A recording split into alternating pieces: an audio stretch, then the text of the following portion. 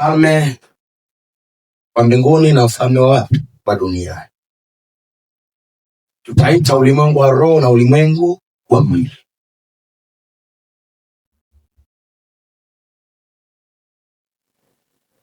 Hizi falme kila moja ina namna yake ya kutembea au ya kutenda. Look at it. Kila moja ina namna yake ya kutenda. Hazifanani sana katika kutenda. Kwani moja inafanya mambo katika macho yasiyoonekana na nyingine inafanya mambo katika macho yanayoonekana.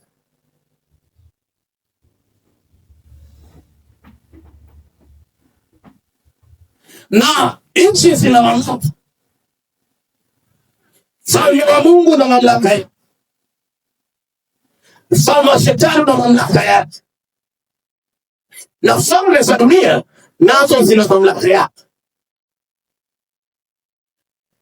Kwa mamlaka ya rais, kwa mamlaka ya mkuu wa mkoa, kwa mamlaka ya diwani, kwa diwani wewe huna haya mamlaka, bwana wewe waziri huna haya mamlaka. Kwa kila nafasi au kila utawala na usawa una mamlaka yako.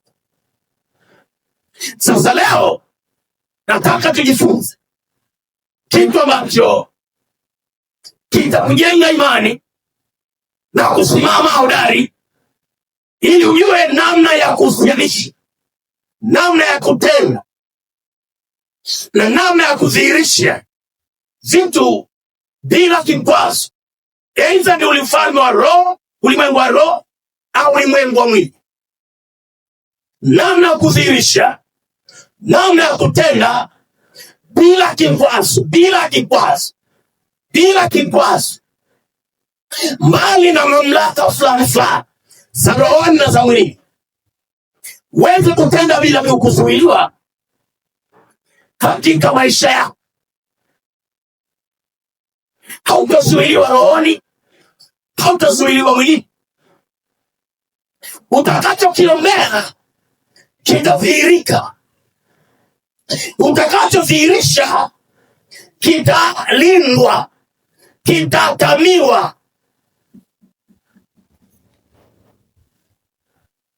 Ukisoma kitabu cha Mathayo sura ya mwisho kabisa, Mathayo sura ya mwisho ya 28,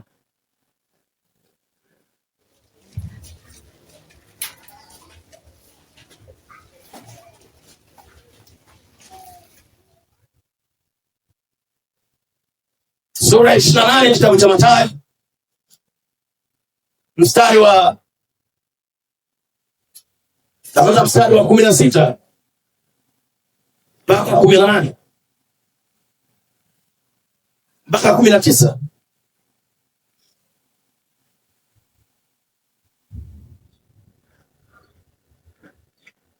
Mahali panasema, na wale wanafunzi 11 wakaenda Galilaya mpaka mlima ule alioagiza Yesu. Nao walipomwona walimsujudia, lakini baadhi yao waliona shaka. Walipomwona walimsujudia, lakini baadhi yao waliona shaka. Yesu akasema, akawaambia, nimepewa mamlaka yote mbinguni na duniani. Basi nendeni mkawafanye mataifa yote kuwa wanafunzi, mkiwabatiza kwa jina la Baba na Mwana na Roho Mtakatifu. Akawaambia, nendeni kule nilikoamini mpaka mlima ule. Walipofika pale, Yesu akakutana nao, ingawa mioyoni mwa baadhi walikuwa na mashaka. Mioyoni mwa baadhi walikuwa na mashaka. Maandiko yasema walikuwa na shaka, hofu, wasiwasi, wakaona sintofahamu. Na shaka kubwa ilikuwa, je, hii ahadi tuliyoahidiwa kwamba tukutane naye hapa kwenye mlima huu itatimia? Je, huyu ambaye alisulubiwa akafa na amezikwa atafufuka? Je, huyu ambaye ametenda matendo makuu ya ajabu, tumeona vipofu wakiona, tumeona visiwi wakisikia, tumeona vilema na viwete wakitembea, tumeona wafu kufufuliwa. Je, uweza ule ambao alikuwa akiudhihirisha na tumeona amekufa utarejea na kutenda kazi katikati ya maisha ya watu? Kwa wakawa na mashaka leo mioni mwao. Yesu anawajibu, anawaambia, sema hivi, sema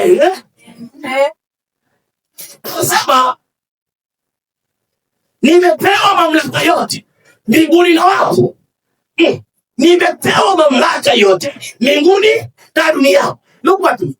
Anasema nimepewa mamlaka yote, sio nusu, sio ya Tanzania tu, sio ya ufalme wa Mungu tu, sio ya shetani tu, wala sio ya magonjwa peke yake.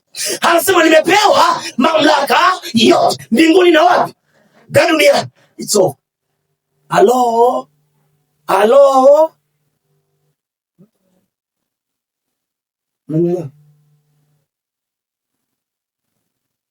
Yesu anasema nimepewa mamlaka yote mbinguni na dunia. Mimi ninayo mamlaka. Maana yake mimi natawala, na chochote ambacho ninaamua mimi ndicho ambacho kinadhihirika mbinguni na dunia. Bado kuna pamoja. Bado nitakalo mimi ndilo linatendeka. Hata kama duniani kuna majeshi, kuna mfalme, kuna roho za uharibifu, nitakachokitaka mimi ndicho kitakachofanyika. Maana yake waliofungwa watafunguliwa. Maana yake waliosema hapana watasema ndio, watakuwa wasitake.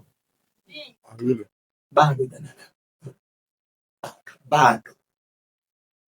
Very heavy. What I give you, it's very heavy. Look at me so that you can understand.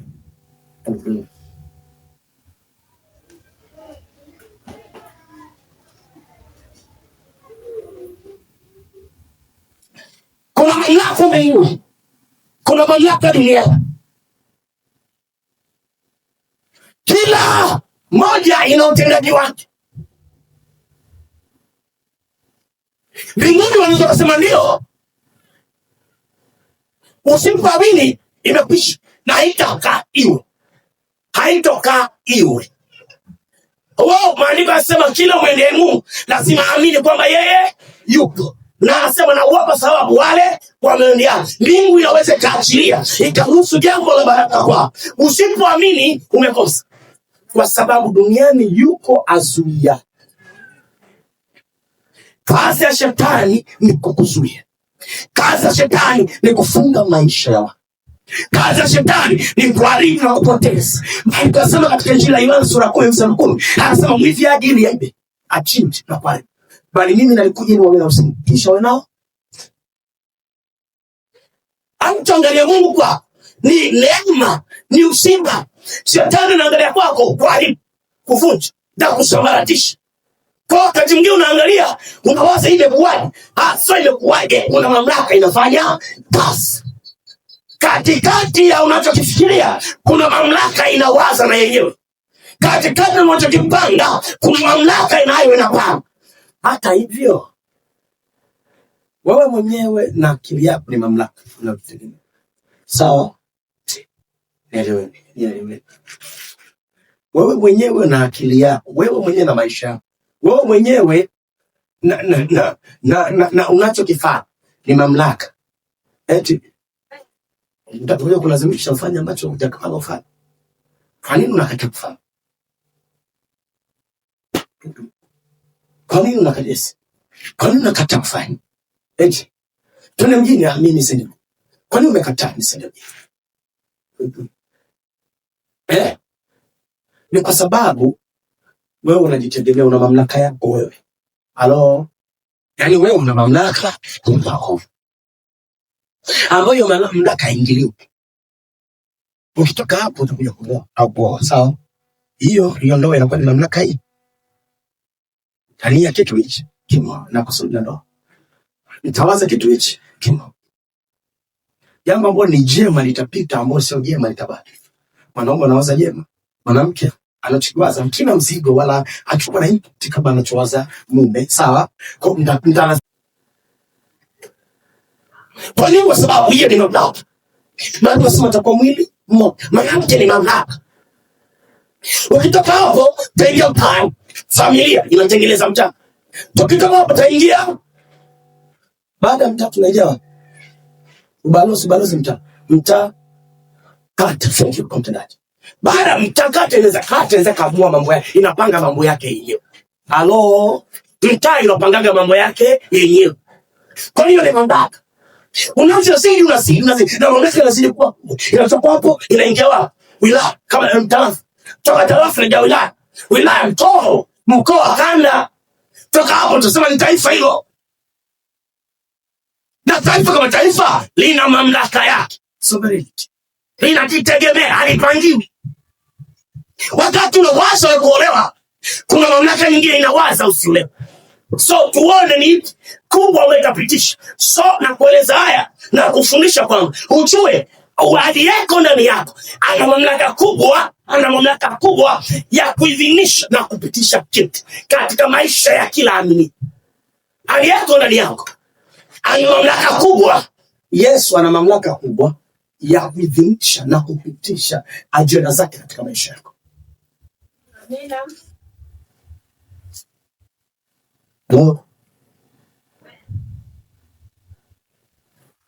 Akasema ndio ulimwengu mtafanya baada ya nini? Ni baada ya kuambia nina mamlaka mbinguni na wapi? Na duniani. Sentensi ya juu inasema wataona shaka milele. Inayofuata wanaambiwa kwamba nina mamlaka mbinguni na duniani. Inayofuata wanaambiwa nendeni ulimwenguni mkafanye. So huyu mtu mwenye mashaka anaendaje ulimwenguni kama hajaona na kubeba mamlaka ambayo Yesu anaizungumza? Okay, unaendaje kulima kama haujapewa nguvu za kulima? Okay, nenda Dar es Salaam. Sikupi na wewe unaendaje kwa Dar es Salaam?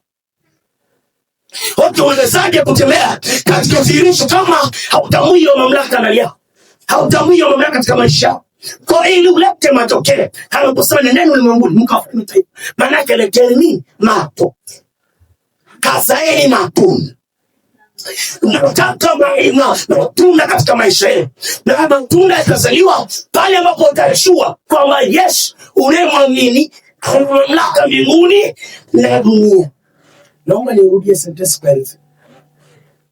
Hautodhihirisha kamwe mpaka utaamini kwamba huyu Yesu aliyeko ndani yako, yeye ana mamlaka. It's over. Hiyo mamlaka iko juu. Halo? Iko juu. Yenyewe ndio top. Yenyewe ndio top ya mamlaka zingine zote. That's why jina la Yesu likitamka mapepo yanafanyaje? Unajua kwa nini? Kwa nini? Nacho ni nguvu. Sio nguvu tu. Msemaji wa mwisho ameshafanyaje? Hakuna mwingine wa kuja kusema. Yaani msemaji wa mwisho alishasema tayari.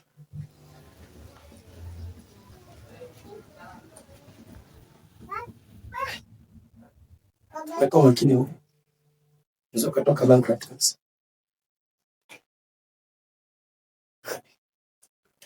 Ndio nachukulia Yesu kama ni shati fulani hivi na mhubiri. Yaani tumwangalia Silvester ni mhubiri hapa. Nafikiri Yesu ndio yuko, Yesu hayuko kama mimi. Wewe ni takrasa. Halo. Yesu ni mkuu zaidi ya Silvester, zaidi ya kichwa chake na ubongo. Yaani Yesu. Hey, tuache kutaka. Rafiki yangu, nakuhubiria yule ambaye yuko ndani yangu, huyo Yesu. Ambaye nimemjua mimi kwa sehemu mbona nakuhubiria hivi. Kwa hiyo mimi nitoa hivi sasa. Unanielewa vizuri? Elewa Yesu ni mkuu zaidi ya wahubiri wote duniani. Waunganishe pamoja, yeye ni mkuu. Yeye ni mkuu zaidi ya mbingu na nchi. Ziunganishe pamoja. Yeye ni mkuu kuliko chochote. Kwa hiyo mnafanya tu. That's why we know what roho wanajua. Yeah, Yesu akiweka mahali, akitia mguu mahali, hakuna kinachokaa.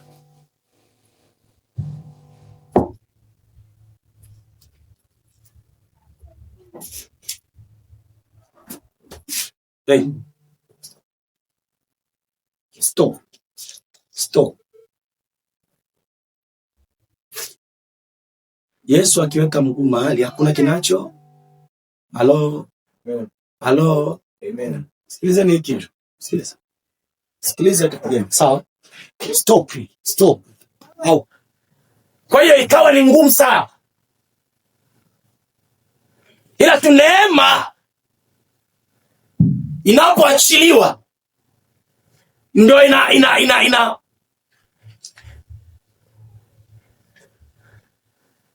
inakufanya wewe kuweza kuvuka mipaka ya kimamlaka. Neema ndani yako inakupa kuvuka mipaka. Kwa nini? Kwa sababu kuvuka mipaka ni kuzaa matunda. Hauwezi kuzaa kama hiyo neema ya mamlaka haiko na wewe na hujaiamini na kuijua. Kwa lazima ujue kwa anatembea na mamlaka fulani. Mamlaka ambayo inatawala mbinguni na wapi? Na dunia. Kwa nini wakawa na mashaka? Yesu anawaambia no, mnaamini mnaniamini mimi. Mimi nina mamlaka mbinguni na dunia. Kwa hiyo iaminini hiyo nini? Hiyo mamlaka. Hiyo mamlaka ndipo mtaweza kuzaa matunda. Hawezi kuzaa matunda kama mamlaka iko ndani. Kama hujajua mamlaka, unajua inakuja baada ya wewe kujua. Halo? Bwana Yesu asifiwe sana. Bwana Yesu asifiwe sana. Kuna siku Waswahili wanasema jambo usilolijua kama usiku wa giza. Sina hela. Mjongo akaanza kufua nguo. Amefua. Akakuta hela. Bwana Yesu asifiwe sana. Akakuta hela iko tena na nika nguo ndo anaomba. Nashukuru Mungu ilikuwa ni nguo kama hii. Sawa? Kongo nyeupe kilo unaona hata iliyoko ndani, si ndivyo? Nadhani ilimwezesha kuwa. Sina hela. Sasa swali, si ningekufa njaa na hela ni nani? Swali langu. Nilikuwa na hela nilikuwa sina hela. Nilikuwa nayo. Ila mimi sijui kama ni nani. Mamlaka unayo. Ila wewe hujui kama una nini. Na unateseka. Yaani mamlaka ipo. Ila tu yani hata huo hofu hiyo na wewe ni kwa sababu tu hujui. Siku ukijua utatoka. Siku ukijua utawala utaangaika.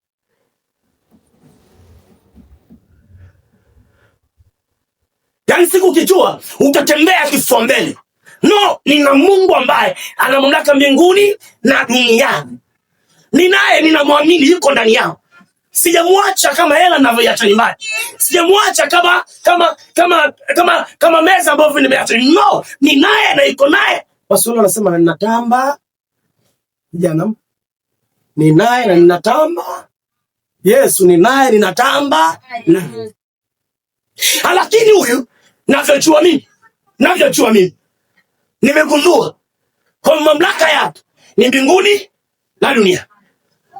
Nitakijua mimi mamlaka yake ni mbinguni na dunia. Yeye anatawala mbinguni, anatawala wapi? Dunia. Waefeso anasema 1:10, kitabu cha Waefeso.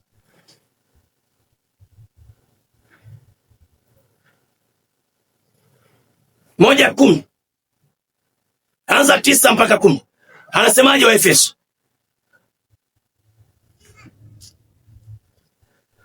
Anasema kisha kutujulisha siri ya mapenzi yake sawasawa na urathi wake aliyokusudia katika yeye huyo, yaani kuleta madaraka ya wakati mkamilifu, lengo lake Mungu Kristo katika damu yake. Halo? Lengo lake ni kuleta madaraka katika ukamilifu, katika wakati uliokusudiwa. Maana yake afe msalabani, azikwe na kufufuka, ili watakatifu, ili watu wake, ili kanisa, ili ulimwengu upate kumjua yeye, ujue mamlaka iliyoko ndani yake. Kama angekufa bila kufufuka, ilikuwa ni kesi nzito sana. Ilikuwa ni kesi sio kwako tu, hata kwa wale wanafunzi waliofuata mitume 12 na wengine. Ilikuwa ni kesi ngumu. Kwamba mwamba tumetembea naye, tumetamba mjini, tumeona watu 5000 wanajua. viwete wametembea. Hivyo huyu jamaa asipofufuka leo, tunaweka wapi nyuso zetu? Usiwaze sana habari Petro anampona Yesu mara 3. Fikiria ungekuwa ungefaiti. Bibi wafu wafufuka. Mama sana. Watu wafu wafufuka. Sasa leo jamaa vidhambi tu, askari fulani tu, vizizi tu vinakuja vinampiga mwingine. How possible? Inawezekanaje? Hivi ameshua majeshi. Ndio maana wengine msalaba ukamzia. Wanasema labda Elia atakuja kufaiti kumsaidia. Labda atakuja kumsaidia. Lakini kwa sababu ya sadaka iliyotajika, Joshua alikuwa mpole hata mauti ya nini? Ya msalaba. Ili mimi na wewe tupate sadaka ya kutolewa mbele za nani? Za Mungu. Ili tutembee katika mamlaka kamili mbinguni na duniani. Mbingu na duniani. Kama si kwa damu, basi tusingekuwa. Hata ubiri hivi nisingehubiri. Unajeuri gani bila shetani? Unajeuri gani? Wao ujue watu wanaua mjini. Haujui kuna magonjwa ya kufisha. Haujui ndoa zinaangamia. Una ujasiri gani wa kuzungumza unayozungumza? Nina ujasiri kwa sababu Yesu aliye hai anaishi ndani ya mchungaji. Sema ndani ya mtu. Sema ndani yangu. Mimi na Mungu aliye hai. Sio aliyekufa, aliye hai. Yuko wapi? Aliye hai yuko wapi? Aliye hai yuko.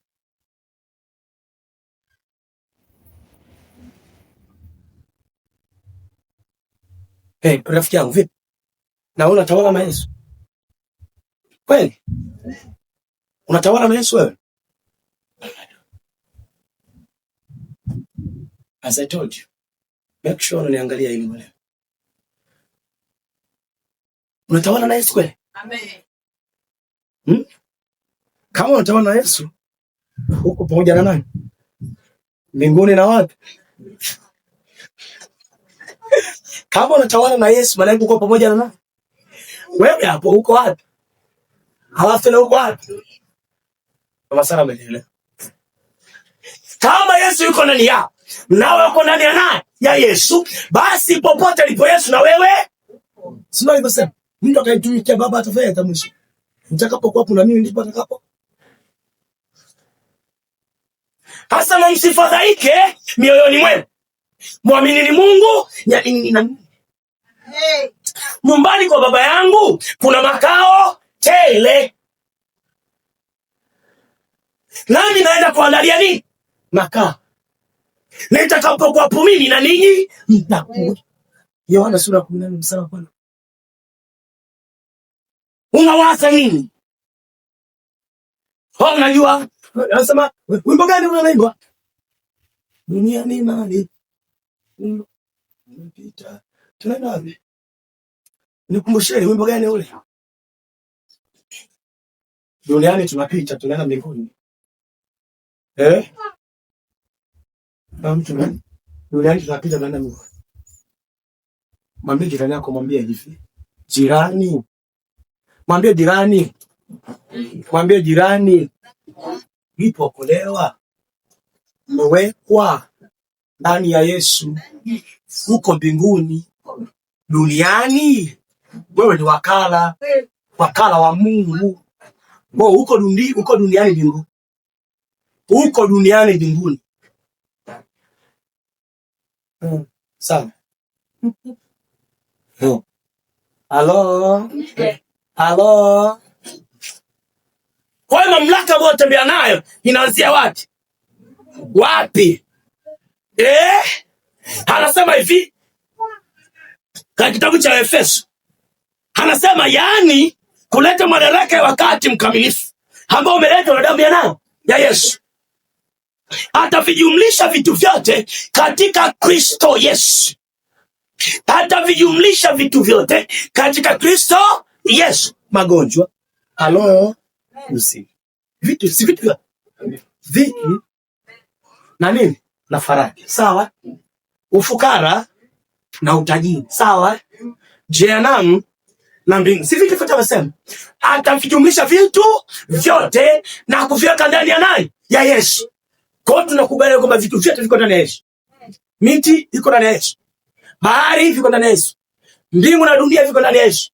Tunakubaliana. Haya, anasema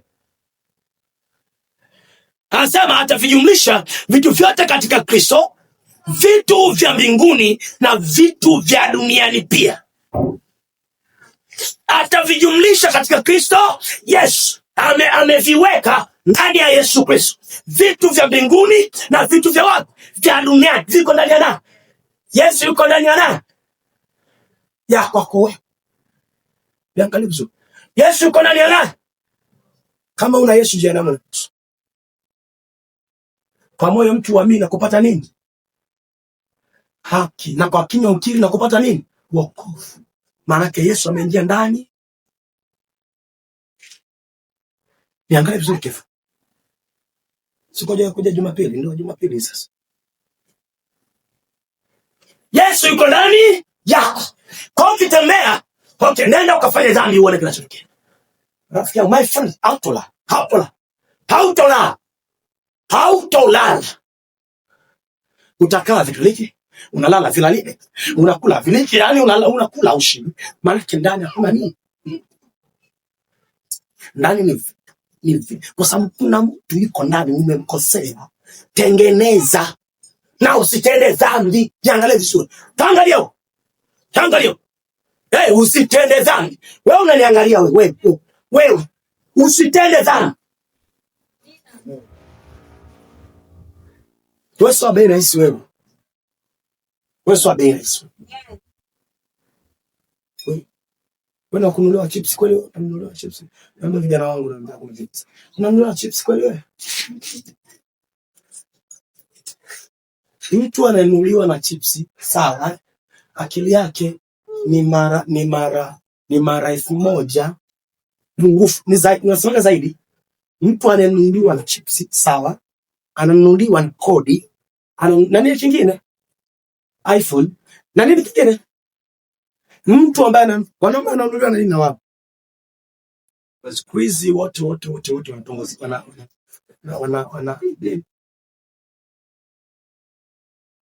yani wote tu.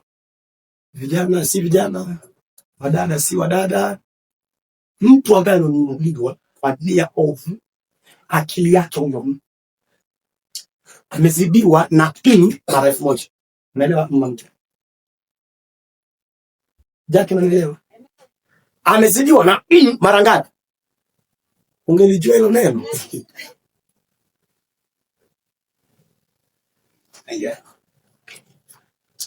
Yani mtenda dhambi ambaye amemwamini Kristo, yani washamwamini Kristo, unaingia dhambini. Mavi ni bora kuliko.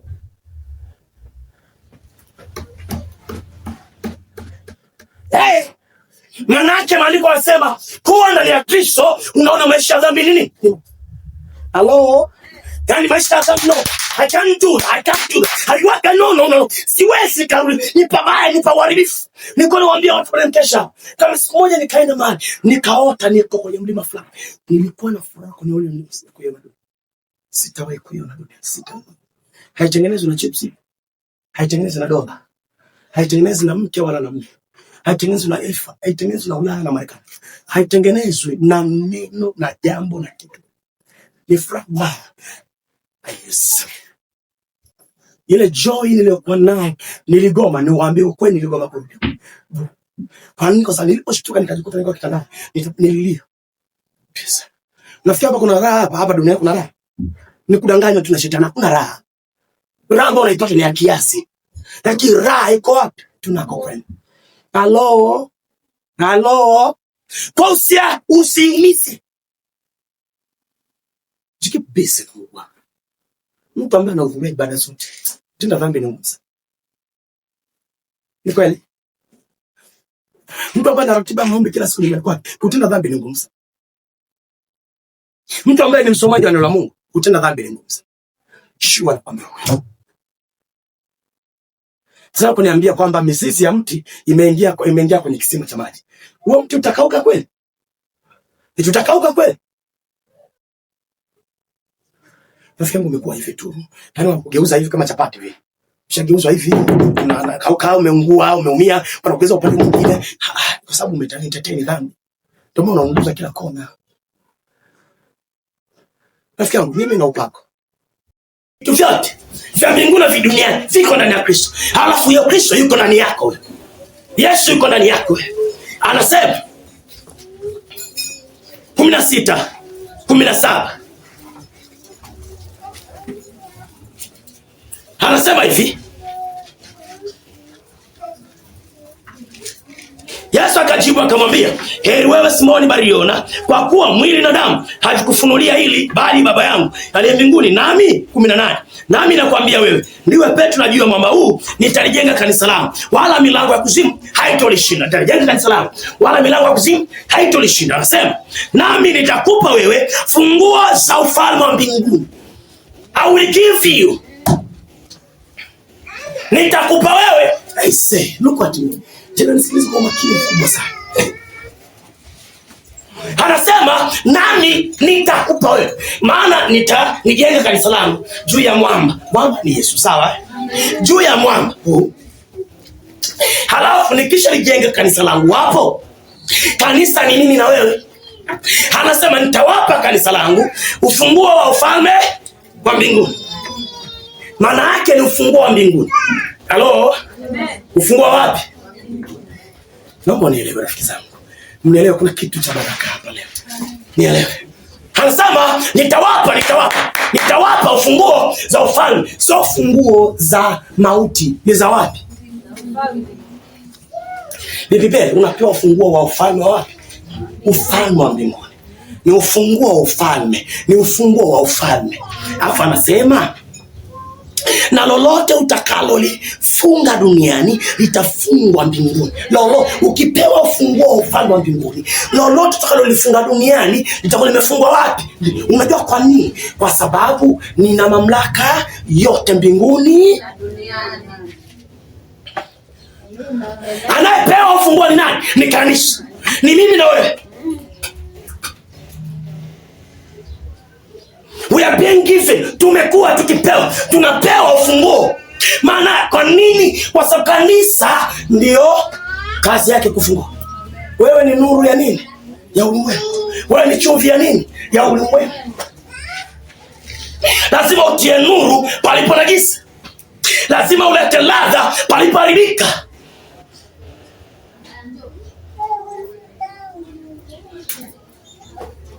Kwa hiyo it's your choice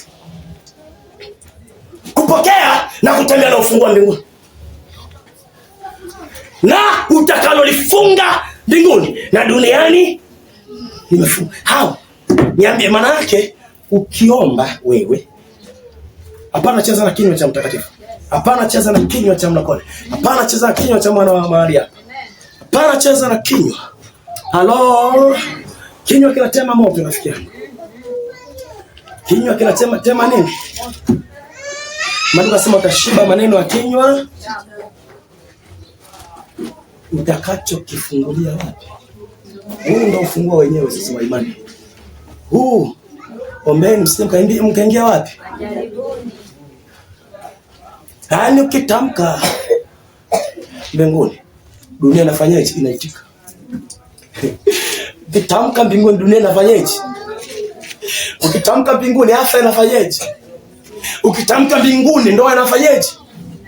Ukitamka mbinguni, watoto wanafanyaje? Yaani lazima. Kwa nini? Kwa sababu nina mamlaka. Ninayo mamlaka. Nimepewa mamlaka yote. Mbinguni na wapi? Kwa kifupi mlokole, mbingu na dunia viko hivi. Amen. Mbingu na dunia ni karatasi. What is my paper? Mbingu na dunia ni karatasi.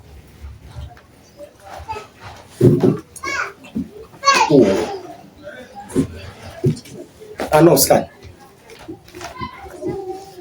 Mbingu na dunia ni karatasi. Unaona? Mbinguni, dunia. Nikugeuza tu kwanza. Au ni mbali sana? Thank you. Ni mbali sana dunia mbinguni. Ni mbali sana. Utakesha sana. Look at me. Biblia mbinguni ni mbali sana.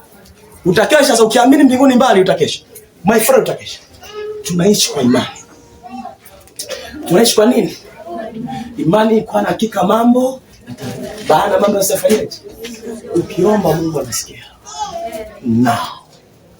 Not tomorrow. Now. Once you pray, God responds.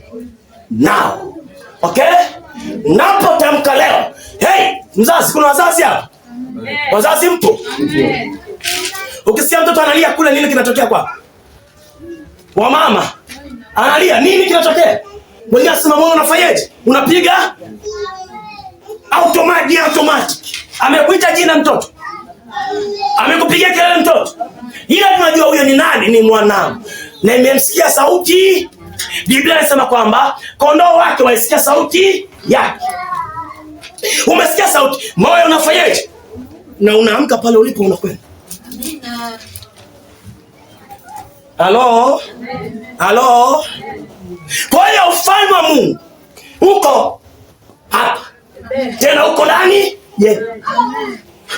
Ufalme wa Mungu uko ndani yetu.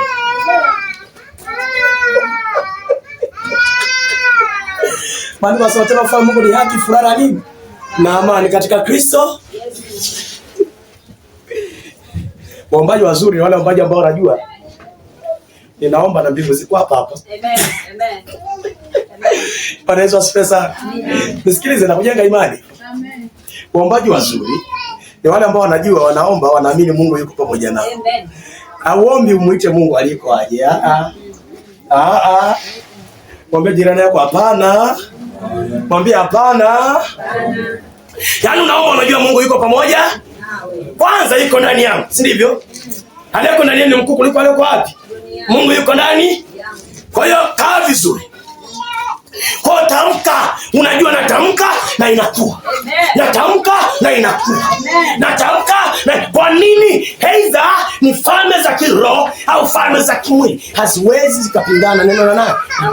Mungu akisema ndio amesema ndio. Nitakupa ufunguo wa mbinguni. Utakacho kifunga duniani ndio mbinguni na dunia kinafanyaje? Kitafunga. Utakacho kifunga duniani na mbinguni imefanyaje? They are waiting your signature. Wanasubiri sahihi yako athibitishe. Hey, mtakona.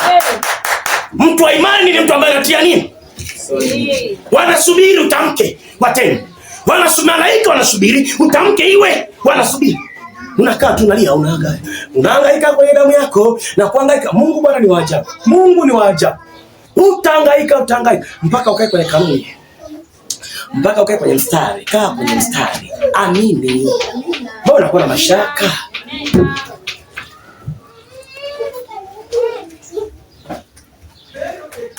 Halo? Halo? Nahangaika nini? Yesu yeye naye ana mamlaka yote. Mungu yeye naye ana mamlaka yote. Ana mamlaka ya mbinguni na wapi? Mungu wako ana mamlaka mbinguni na wapi? Na duniani. Oh, Yesu yuko mkono wa kuume wa Mungu Baba, yuko mbinguni. Kwa hiyo dunia ni ya adui. Dunia ni ya Mungu wao. Waadui nao waseme dunia ni ya adui wao.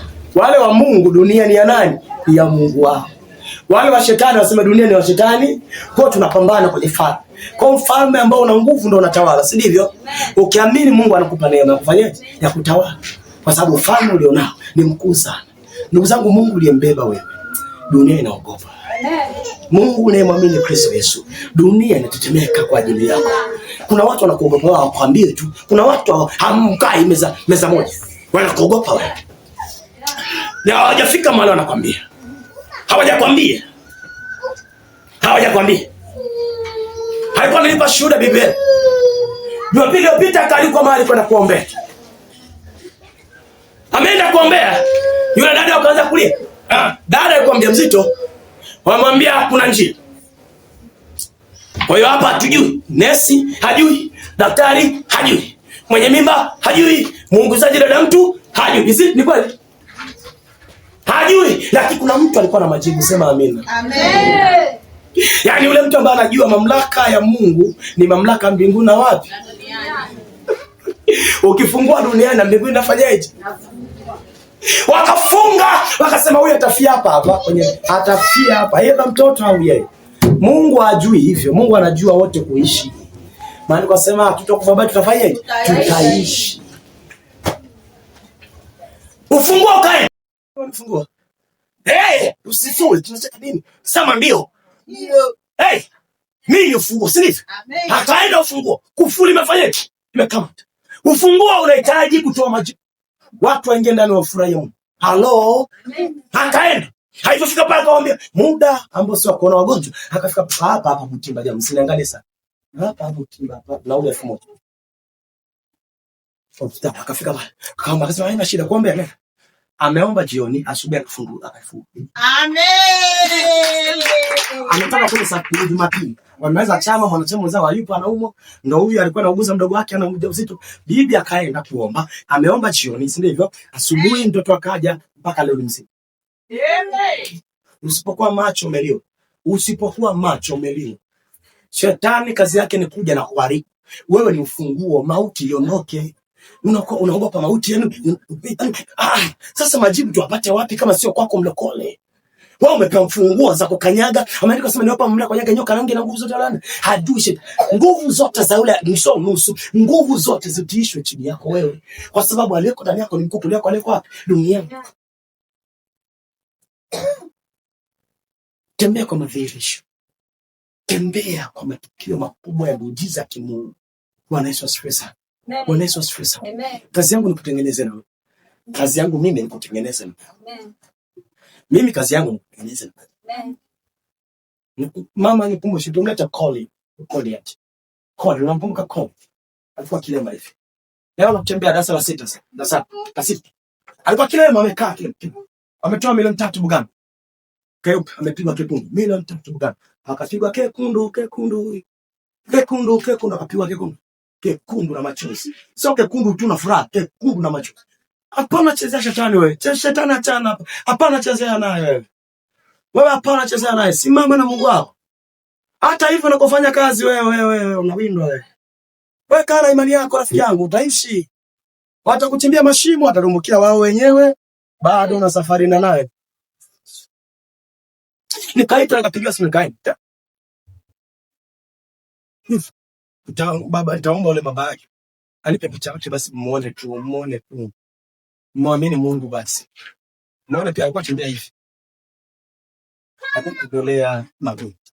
Sio magoti hivi, yani magoti. Halo, umeelewa? Wewe tembea. Mikono. Jana wewe darasa la miaka. Sasa la anamia tunasema ni kitu. Sio mbali ni hapa tulale hapa. Sio mbali hapa. Tukagongesha mama wiki hizi. Ligonga mfululizo wiki hizi. Aliwauzia kiwanja ndo alikuwa amejifanya mikono. Kabibi fulani. Afika hapo jirani. Halo. Tulikuwa ni shuleni. Tulichokifanya tukamwacha mtoto, tukaanza kuiombea nini? Anagonga boli mpaka sasa. Anagonga mwanaume anagonga boli. Anagonga afu ndio darasani ni wa kwanza. Tamule takana mama. Na baba. Alifanya ni naye. Yes. Lakini anatokea hayo. Tukiamini ile mamlaka mbinguni ile. Iko wapi? Pia na inafanya. Yes. Afika kuna matendo makubwa kufanyia Mei. Mungu amefanya vitu vya ajabu hapa. Akalipia simu mama yake huyo baada ya tukio hilo. Miezi kadhaa ilipita hivi akaniambia, "Ofisa tu nimeona mtu amekuja mpaka mafuta mezangu." Amemwaga msoko mpaka kumwaga. Kwambia amemwaga mafuta pesa. Amemwaga alafu akawasemea vibaya au yeye na wengine. Uzuri wa bahati Mungu wetu sio dhaifu. Halo. Kesi kaenda kwa wakubwa Nairobi. Ndio makao makuu ya sisi. Ilipofika Nairobi huyu ambaye alikuwa ni mtesi na hapana ni Mordekai, si ndivyo? Amani amechongea. Yule bosi huo kawaambia hivi, wakaambiwa wao kwenye kifo. Wakamwambia wewe ndio mkosea mimi. Pale hizo pesa. Yaani aliaibika mbele za kikao kizima. Mpaka leo kazi na Kenya ni kama nyumbani sasa. Si unanielewa vizuri? Mwake mwanasheria kama wewe.